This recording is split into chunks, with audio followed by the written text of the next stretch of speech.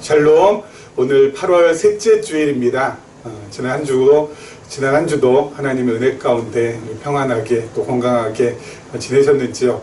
이제 다음 주면 이제 8월 마지막 주일이고요. 이제 8월도 이제 끝나갑니다. 와, 참 2023년 여름 정말 잘 버티시고 잘 견뎌 주셔서 감사합니다.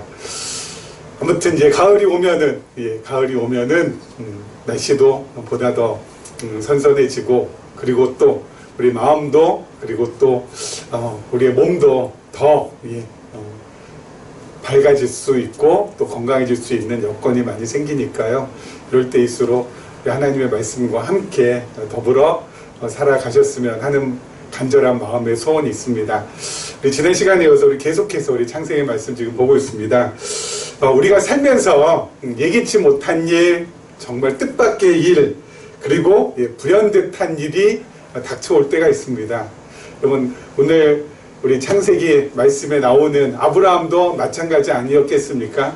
우리 아브라함은 갈대아 우르에서 75년 동안 살았습니다. 어디 떠나지 않고 75년 동안 그야말로 매일매일 일하고, 그리고 먹고 마시고 그렇게 살았습니다. 여러분, 이 75년 동안 갈대아 우르에서 살았던 아브라함이 내가 76세가 되고 77세가 되고 78세가 되면 내 인생이 엄청나게 뒤바뀌겠다라고 상상을 했을까요? 생각이나 했을까요? 그러지 않았을 겁니다. 아마 아브라함은 75세 때도 평소와 같이 일하고, 그리고 아침, 점심, 저녁 먹고 그렇게 살면서 나도 이제 몇 년 후면은 여기에서 이제 죽겠구나, 그렇게 생각했겠죠. 무슨 그 당시에 뭐 삶에 뭐 얼마나 큰 변화가 있고 삶에 무슨 커다란 뒤바뀜이 있었겠습니까? 그런데 그렇게 생각하고 살았던 아브라함에게 뜻밖의 일, 불현듯한 일, 예기치 못한 일이 생깁니다. 바로 하나님께서 찾아오십니다. 아브라함에게. 그리고 아브라함은 어때요? 모든 짐을 싸서 본토 친척 아비의 집을 떠나 가나안으로 옮겨갑니다. 여러분, 아브라함이 뭐 계획하고 옮겨간 것도 아니고요. 또 아브라함이 이렇게 될 거라고 예측하거나 예견하고 옮겨간 것도 아닙니다. 어느 날 갑자기 한순간에 하나님께서 찾아오셔서 아브라함을 부르시니까 아브라함은 갈 수밖에 없었죠. 그리고 아브라함은 믿음의 조상이 되고, 그리고 이게 벌써 몇 년 지났습니까? 지금 시대가 아브라함 살던 시대에 비해서 몇 년 지났나요? 와, 여러분, 수천 년 후에 이 한국 땅에서 자신의 이름이 이렇게 불려지며 함께 창세기 말씀을 공부하리라고는 아브라함도 꿈에도 생각지도 못했을 것입니다. 근데 이렇게 현실화되었죠. 저도 마찬가지입니다. 1992년에 저는 신학대학원에 입학을 했습니다. 3월부터 강의가 시작되는데요. 이 총신대 신학대학원은 2월 한 달 동안 미리 신입생들이 모여가지고 저기 양지 캠퍼스에 경기도 용인에 있는 모여서 동계 어학 강좌를 한 달 동안 4주 동안 듣습니다. 그게 바로 뭐냐면 헬라어를 갖다가 공부하는 겁니다. 한 달 동안. 그래서 헬라어 기초부터 시작해가지고 문법에 이르기까지 쭉 한 달 동안 해서 완전히 헬라어를 갖다가 어느 정도, 그래서 신약성경 헬라어로 기록되어 있지 않습니까? 그래서 신약성경을 헬라어로 띄엄띄엄이지만 읽을 수 있도록 그렇게 해주는 그 프로그램에 꼭 참석을 해야 됐습니다. 근데 그렇기 때문에 어때요? 기숙사에 전부 다 이제 신입생들이 이제 모이는 거죠. 그래서 기숙사에서 방 배정을 합니다. 방 배정은 선착순입니다.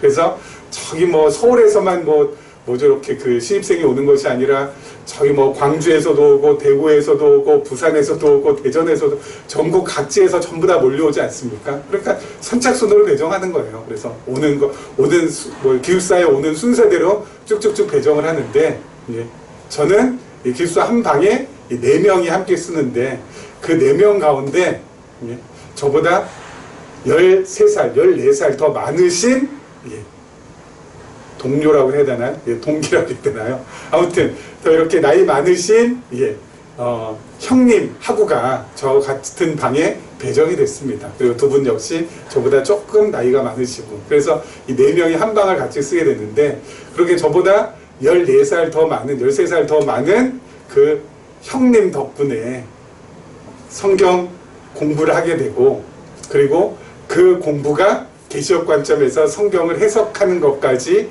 이어지게 돼서 제가 여기까지 오게 되었습니다. 만약에 제가 그 당시에 5분 일찍 또는 5분 전 또는 뭐 1분 일찍이나 1분 전 이렇게 왔어도 아마 그분과는 같은 방에 배정되기 어려웠을 것입니다.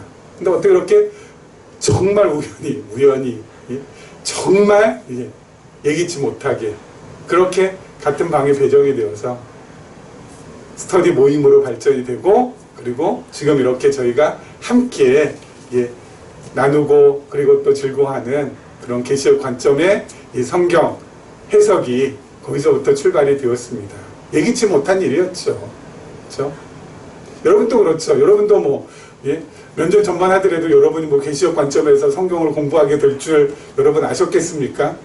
또 저를 만나게 될 줄 아셨겠습니까? 그런데 어때요?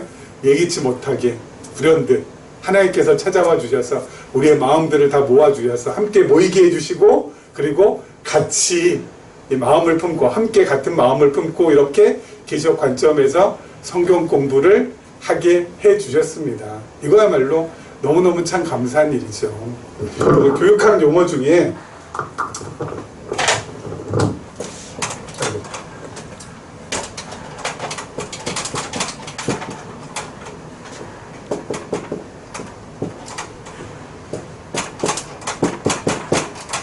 시숙이라는 용어가 있습니다. 이 시자는 비로소 시자고요. 그리고 숙은 읽을 숙자입니다. 그러니까 비로소 읽는다는 겁니다. 사람은 어때요? 많이 공부할수록 비로소 드디어 익어간다는 겁니다. 그렇죠. 시숙. 그래서 시숙. 근데 여러분, 이 교육학 용어지만 여러분, 이 교육을 통하여서 시숙을 이룰 수가 없었습니다. 여러분, 수학 공부를 갖다 어릴 때부터 열심히 한다고 해서 비로소 읽는 것이 아니잖아요, 사람이. 그렇죠? 국어를 갖다 열심히 잘한다고 해서 사람이 읽지 않습니다. 영어 열심히 해가지고 영어를 갖다가 정말 네이티브 스피커보다 훨씬 더 잘 구사한다고 할지라도 어때요? 시숙에 이르지 못해요. 여러분, 교육학 용어지만 아쉽게도 어때요? 교육에서는 교육을 통해서 시숙에 이르지 못해요. 비로소 사람이 이거 간다라는 거. 그렇죠? 지식이 아무리 많아도 여러분, 사람이 읽는 거하고 지식이 많은 거하고는 상관이 없잖아요. 그렇죠? 교회도 마찬가지 아닙니까? 교회에서 어때요? 성경 공부 아무리 많이 한다 할지라도, 제자 훈련 잘한다 할지라도 여러분, 시숙에 이른다는 거 이거 무척 어렵습니다. 난제 중에 난제입니다. 그렇죠? 난제 중에 난제. 제자 훈련을 갖다가 한 번이 아니라 두 번, 세 번, 뭐 20번 받는다 할지라도 이 시숙에 이른다는 것은 어렵습니다.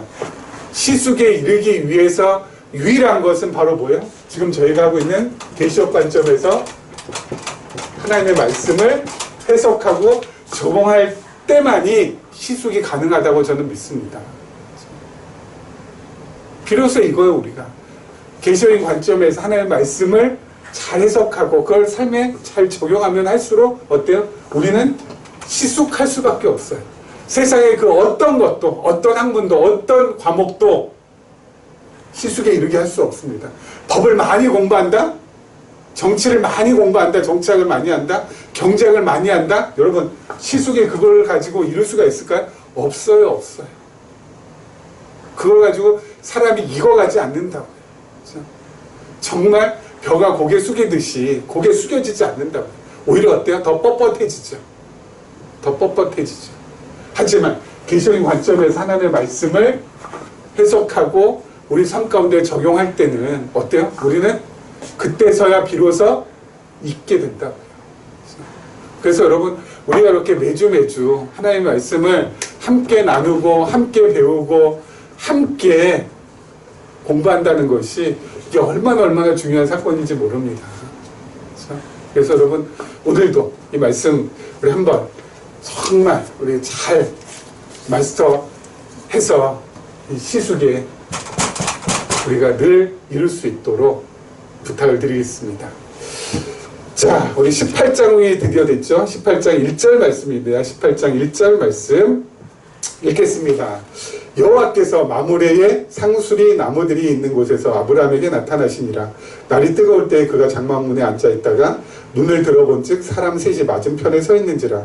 그가 그들을 보자 곧 장막문에서 달려나가 영접하며 몸을 땅에 굽혀 이르되 내 주야 내가 주께 은혜를 입었사오면 원하건대 종을 떠나 지나가지 맛이 없고 물을 조금 가져오게 하사 당신들의 발을 씻으시고 나무 아래에서 쉬소서. 내가 떡을 조금 가져오리니 당신들의 마음을 상쾌하게 하신 후에 지나가소서. 당신들이 종에게 오셨음이니이다. 그들이 이르되 네 말대로 그리하라. 자, 아브라함 장막 맞은편에 나그네 3명이 서 있습니다. 근데 마침 아브라함이 그렇게 우연하게 지나가는 그 3사람을 바라보게 됐어요. 보게 됐어요.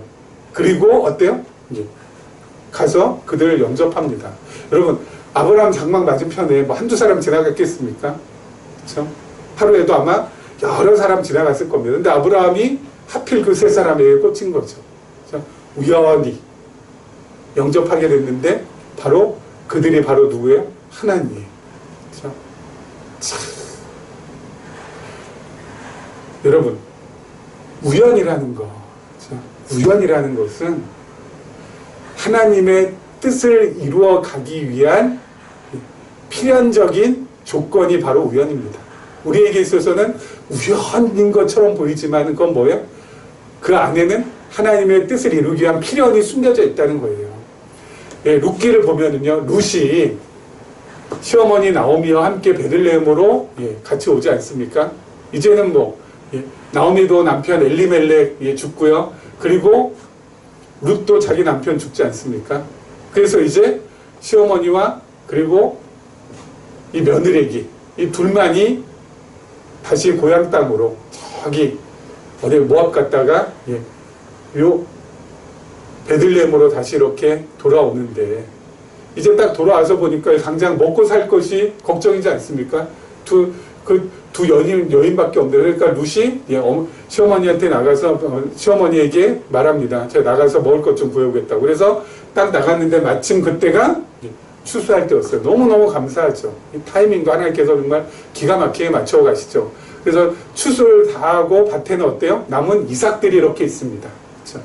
그 이삭을 갖다가 주우려고 룻이 우연히 어떤 한 밭을 찾아서 들어갔는데 그 밭이 자기 시아버지의 친족인 보아스의 밭이었어요. 성경에 보면요 이렇게 나왔습니다. 룻이 가서 룻기 2장 3절에요. 룻이 가서 베는 자를 따라 밭에서 이삭을 줍는데 우연히 엘리멜렉의 친족 엘리멜렉은 룻의 시아버지입니다. 엘리멜렉의 친족 보아스에게 속한 밭에 이르렀더라. 참, 이런 일이 있어요. 우연히. 아니요. 성경에도 우연이라고 표현되어 있지만은 여러분 이건 뭡니까? 그 안에는 필연이 숨겨져 있는 거예요. 여러분 보아스의 밭에 어떻게 우연하게 딱 들어갔는데 그 보아스의 밭에서 이삭을 줍는 룻을 보아스가 발견하고 결국은 어때요? 그 둘이 만나게 되어서 그 둘이 결혼하고 그 사이에서 오벳이라는 아이가 태어나고 오벳은 누구를 또 낳아요? 이새를 낳고 이새는 누굴 낳아요? 다윗을 낳습니다. 그렇죠? 여러분 그 다윗 점점점점점에서 그 다윗의 계보를 통하여서 누가 와요? 예수 그리스도께서 이 땅에 출현하십니다. 그럼 룻이 그냥 무심코 우연히 아무렇지 않게 들어갔잖아요. 그렇죠. 여기가 뭐 보아스의 밭인지 누구의 밭인지 누가 알아요. 지금 당장 굶지 않기 위하여서 시어머니 봉양하기 위해서 자기도 먹기 위하여서 그냥 밭에 들어갔을 뿐이에요. 근데 그 밭이 보아스의 밭이었고 결국 어떻게 돼요? 룻은 다윗 왕의 증조모가 되고 그리고 예수님의 족보에 오르는 놀라운 일들이 벌어져요. 여러분 이렇게 되리라고 룻이 생각이나 상상이나 했겠습니까? 전혀.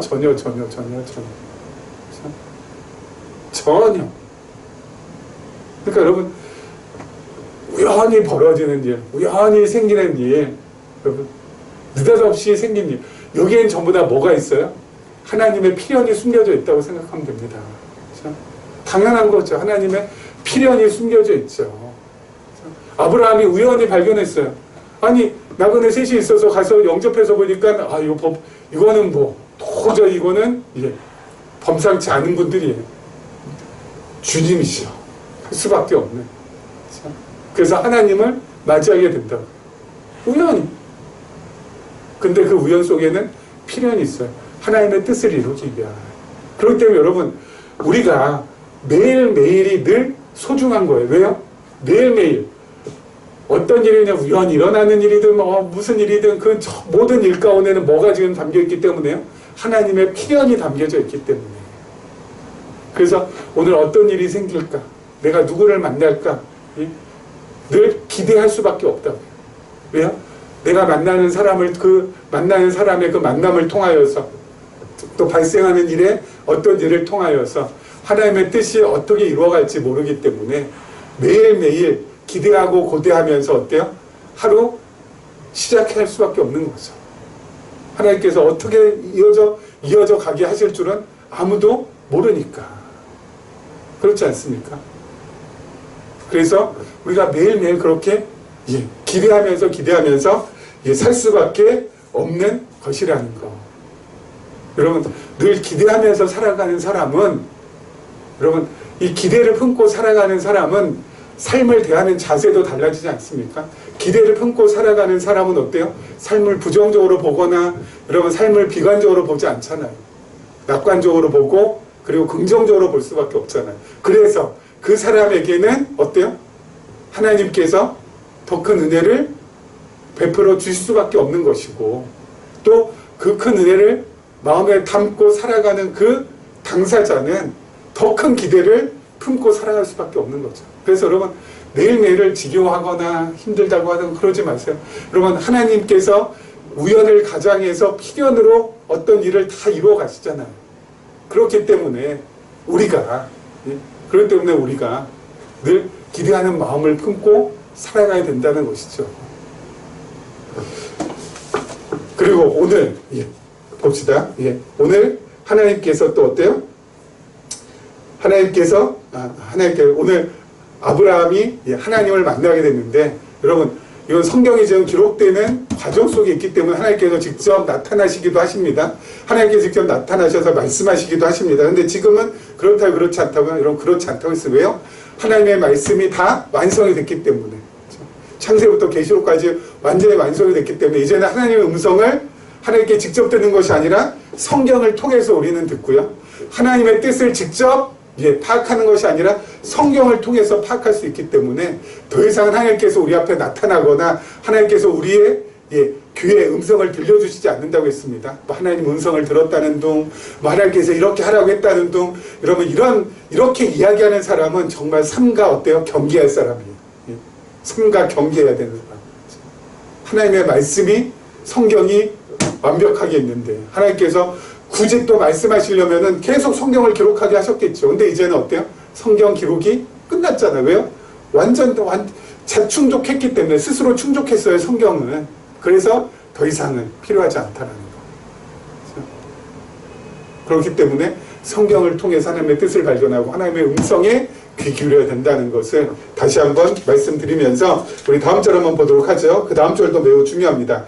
그들이 아브라함에게 이르되 내 아내 사라가 어디 있느냐 대답하되 장막에 있나이다. 그가 이르시되 내년 이맘때 내가 반드시 내게로 돌아오리니 내 아내 사라에게 아들이 있으리라 하시니 사라가 그 뒤 장막문에서 들었더라. 아브라함과 사라는 나이가 많아 늙었고 사라에게는 여성의 생리가 끊어졌는지라. 사라가 속으로 웃고 이르되 내가 노쇠하였고 내 주인도 늙었으니 내게 무슨 즐거움이 있으리요. 여호와께서 아브라함에게 이르시되 사라가 왜 웃으며 이르기를 내가 늙었거늘 어떻게 아들을 낳으리요 하느냐. 여호와께 능하지 못한 일이 있겠느냐. 기한이 이를 때에 내가 내게로 돌아오리니 사라에게 아들이 있으리라. 사라가 두려워서 부인하여 이르되 내가 웃지 아니하였나이다. 이르시되 아니라 네가 웃었느니라. 참, 하나님 정말 묘하신 분이시죠. 왜냐하면요, 아브라함과 사라가 어느 정도 좀 가능성이 있는 가운데 자식을 주겠다라고 약속하시면은 그런가 보다 할 텐데, 여러분 가능성이 1도 없어요. 사라는 오늘 말씀이니까 생리가 끊겼대요. 여러분 경수가 끊겼습니다. 여인이 경수가 끊겼다는 것, 생리가 끊겼다는 것은 어때요? 가임할 수 없다는 겁니다. 임신할 수 없다는 거 아닙니까? 폐경기의 여성이 어떻게 임신이 가능합니까? 그러니까 하나님은 완전히 어때요? 불가능 속에 아브라함과 사라를 갖다 몰아놓으신 다음에 자꾸 자녀 주시겠다고 하니까 듣는 사람 입장에서는 피식하고 웃을 수밖에 없잖아요. 그렇지 않습니까? 아니 도대체 이게 말이나 되는 소리냐. 하나님 어쩜 이러냐. 아무리 인간의 이성으로, 인간의 합리적인 생각으로 이거 갖다 하나님 나를 좀 납득시켜 주십시오라고 말하면 이게 납득이 되겠습니까? 경수가 끊긴 지 오래고 더 이상 이제 폐경인데 여인이 어떻게 아들을 자식을 낳을 수가 있겠어요?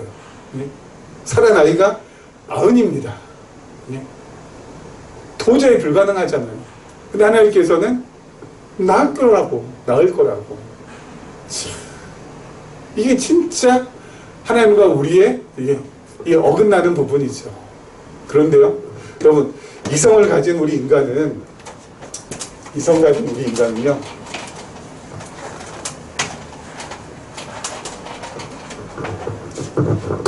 관찰하고 연구를 통해서, 그렇죠? 관찰과 연구를 통하여서 가설을 만들어냅니다. 그리고 그 가설을 시험을 하고요. 그리고 그 시험에서 입증이 되면은 그것이 하나의 법칙이 됩니다. 그렇죠? 이런 식으로 모든 일들을 합니다. 모든 일. 잘 관찰하고 잘 연구해서 가설을 하나 만들어내고, 그리고 그걸 갖다 시험에서 입증한 다음에 하나의 법칙을 만들어냅니다. 그렇죠? 이게 인간이 과학과 기술을 갖다가 지금까지 어때요? 산업혁명 이후에, 산업혁명 이전에 그랬지만 이후에 어때요? 이러한 방식을 통하여서 이제 우주도 정복하고, 그리고 바이러스도 정복하고 뭐 이러는 거 아니겠습니까? 그런데요, 여러분,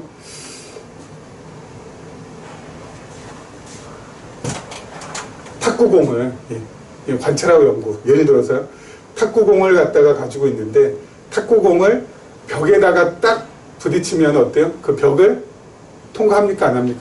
통과하지 못해요. 근데 벽과 벽 사이를 갖다 벽 사이에다가 던지면은 통과가 돼요. 그거 다 잘 관찰하고 연구를 해가지고 어때요? 가설을 세웁니다. 벽은 통과 못하고 벽과 벽 사이는 통과한다라는. 그리고 나서 시험을 합니다. 자, 어떤 시험을 하냐면은 이런 시험을 합니다.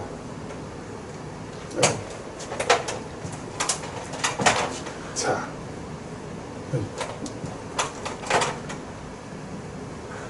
벽이 있고요. 그리고 뒤에 큰 판이 하나 있고, 여기에서 이제 탁구공을 갖다 이제 막 쏴댑니다. 그렇죠? 탁구공을 갖다 여러 개 막 계속 쏴대면 벽과 벽 사이는 당연히 튕겨 나갈 것이고, 그렇죠? 그리고 요 사이는 어때요? 통과가 돼가지고 여기에는 탁구공이 여기에 접착제를 발라가지고 이렇게 두 개로 쫙 이렇게 붙겠죠. 시험해가지고 입증을 해가지고 법칙 뭐예요? 탁구공을 갖다가 벽과 벽 사이는 통과가 되고, 그리고 벽은 탁구공은 통과가 안 된다는 법칙을 하나 딱 만들 수 있지 않겠습니까? 그렇죠? 그런데요, 중요한 거. 여기에 새로운 변수를 하나 넣어볼게요. 새로운 변수가 뭐냐면은 이 탁구공을 계속 쪼갭니다. 계속 쪼개요. 그럼 어때요? 산산가루가 되겠죠. 그 가루를 더 쪼갭니다. 완전히 쪼개버려요. 그럼 뭐가 나오죠? 여러분, 이 탁구공 완전히 전부 다 쪼개버리면은 결국 원자라는 것이 나옵니다. 탁구공의 원자가 나오고요. 그렇죠? 그 원자는 뭐하고 뭐로 이루어졌어요? 원자 핵과 그리고 전자로 이루어졌습니다. 자, 중요한 거. 이 전자를 아까 여기에 놓고 쏴댑니다. 그렇죠? 탁구공의 전자예요. 그렇죠? 탁구공 전자를 갖다가 막 쏘면 어떻게 될까요? 이렇게 두 줄로 나올까요? 아니요. 여러 줄로 나와요. 전자는. 왜 그럴까요? 전자는 동시에, 전자 한 개가 동시에 여기를 다 통과해요. 이게 바로 양자의 세계입니다. 미시의 세계. 그러니까 우리 눈에 보이지 않는 정말 미시의 세계에서는 어때요? 눈에 보이는 세계하고는 전혀 다른 결과들이 나와요. 그렇죠? 전혀 다른 결과. 새로운 변수는 뭐예요? 미시의 세계라는 새로운 변수를 딱 집어넣으니까 똑같은 탁구를 이루고 있는 원자예요.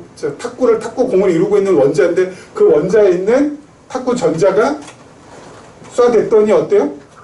두 줄로 이렇게 딱 벽을 통과하고 그리고 벽을 통과하지 않는 것이 아니라 이 모든 벽을 다 통과해요. 모든 벽을 전자를.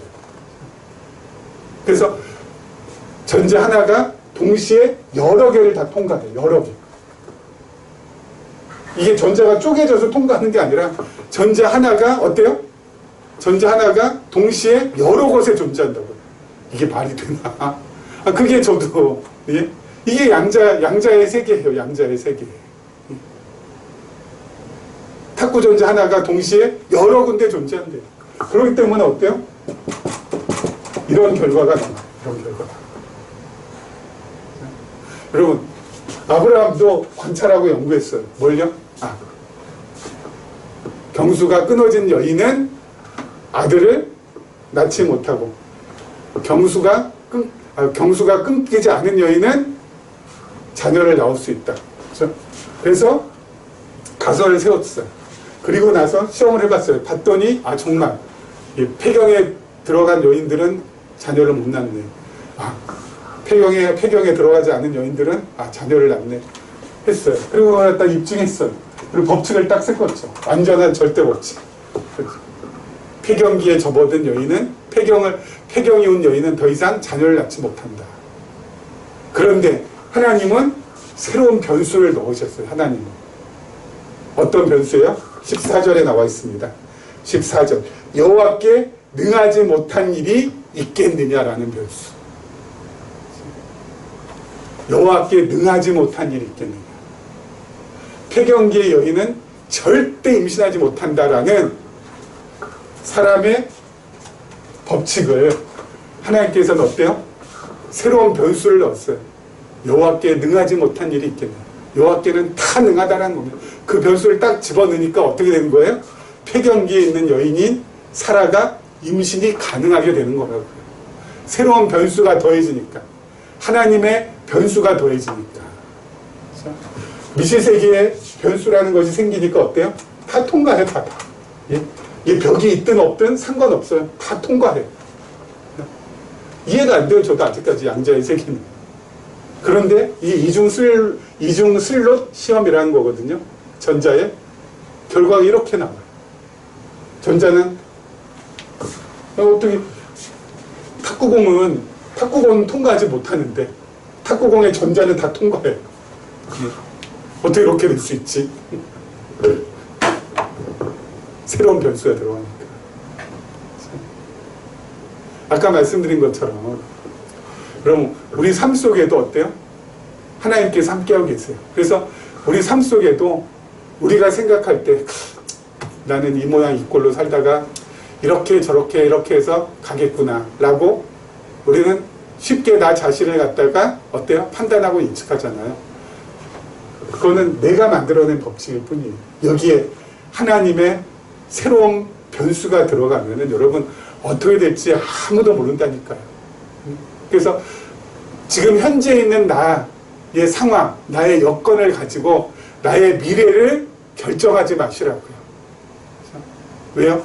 앞으로 하나님께서 나를 어떻게 이끌어 가실지는 하나님만 아시지 내가 그걸 어떻게 알겠어요.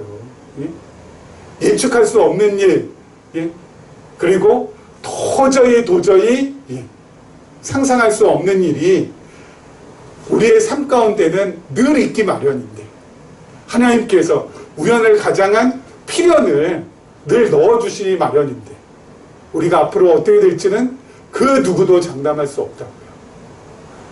청년들은 물론이거니와 우리 장년들도 마찬가지고 우리 노년이신 분도 마찬가지고.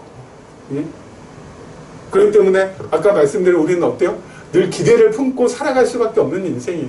기대를 품고 살아갈 수 있는 인생은 늘 삶이 어때요? 긍정적인 거고 늘 삶이 낙천적일 수밖에 없고 그래서 늘 찬송하고 노래하고 기뻐하고 즐거워하고 감사할 수밖에 없는 존재가 된다고요. 그러면서 살아가는 거라고요. 그렇죠? 아까 말씀드린 것처럼 이제 8월이 점점 이제 마무리가 됩니다. 여러분 8월 이 무더위 잘 견뎌주셨는데 여러분 이런 우리 외적인 불리한 조건 속에서 우리가 잘 견딘 것처럼 우리 내면에 나를 하여금 힘들게 하고 어렵게 하고 속상하게 하는 그 여러 요인들이 있지 않습니까? 그것들 여러분 잘 견디셨으면 좋겠어요. 어떤 마음을 가지고요? 그래, 나 앞으로 어떻게 될지 모른다.